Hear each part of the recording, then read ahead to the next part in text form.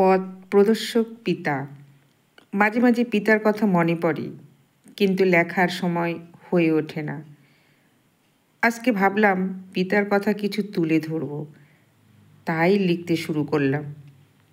বাবা কলকাতায় একটি ব্যাংকে কাজ করতেন, আমরা নদিয়া জেলায় থাকতাম। বাবা ভোর 5টা নাগাদ ঘর থেকে বেরিয়ে পড়তেন অফিসের কাজে। তখনকার দিনে প্রায় 3 ঘন্টা লাগতো কলকাতায় পৌঁছাতে। সে সময় ইলেকট্রিক গাড়ি চলতো না, কয়লার ইঞ্জিনে সেই সময় রেলগাড়ি চলতো। আমি প্রায় ঘুমিয়ে থাকতাম, তাই বাবার সাথে আমার তেমন কথা হতো না। মা রোজ ভোরবেলায় উঠতেন, রাত 3:30টায় কিংবা 4টার মধ্যে উঠে পড়তেন। তা না হলে অফিসে যাওয়ার আগে টিফিন ও খাবার করে দেওয়া অসম্ভব ছিল। আমরা একটি গ্রামে বাস করতাম। সেখান থেকে রেলওয়ে স্টেশন প্রায় 5 কিলোমিটার। রাস্তা কাঁচা, যানবাহন কিছু ছিল না, পায়ে হেঁটে স্টেশনে যেতে হতো। এভাবেই বছরের পর বছর বাবা ডিউটি করে গেছেন। কলকাতায় সারাদিন কাজ করার পর রাত প্রায় 10টায় রেলওয়ে স্টেশনে পৌঁছতেন। সেখান থেকে পায়ে হেঁটে ঘরে আসতেন প্রায় রাত 11টায়। রাস্তাঘাট জনশূন্য থাকত। সে এক কঠিন পরিস্থিতির মধ্যে তাকে চলতে হয়েছে। অনুরূপ মাকেও জেগে থাকতে হতো অধিক রাত পর্যন্ত।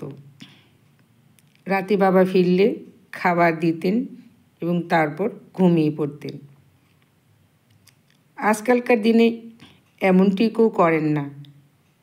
তাছাড়া আধুনিক প্রযুক্তির উন্নতির সাথে সাথে মানুষের কাজের ধরনও পরিবর্তন হয়েছে। বাবা একদম সাদাসিধে মাটির মানুষ ছিলেন, কিন্তু তিনি বিড়ি খেতেন, পরবর্তীকালে সিগারেট খেতেন। বাবার সাথে কেবল রবিবারের দিনেই কথা হতো। সব সময় সাহস জোগাতেন।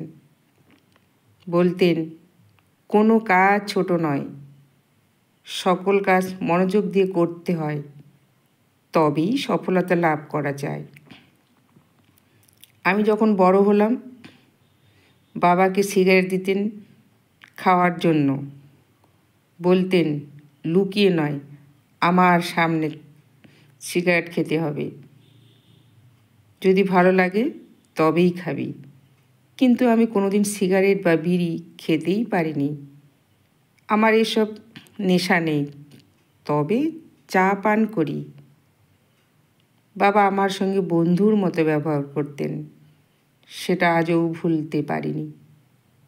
খুব একটা কখনো বকাবকি করতেন না, তবে কাজকর্মে কখনো অলসতা দেখিনি। সারাদিন কাজ করতেও পারতেন। প্রখর রোদের তাপেও কাজ করতে দেখেছি। নিজের কাজ নিজেই করতে চেষ্টা করতেন, অর্থাৎ আত্মনির্ভরশীল হওয়া। আমার সেই সব গুণের কথা আমার কাছে আজও পথ প্রদর্শক ও স্মৃতি হিসেবে বেঁচে আছে। কাজ করার সময় তার সেই ভূমিকা আমি ভুলতে পারিনি।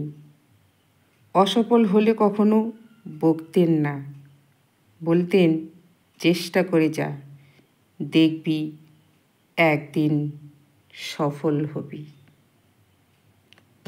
কলমে সুশীল কুমার রায়।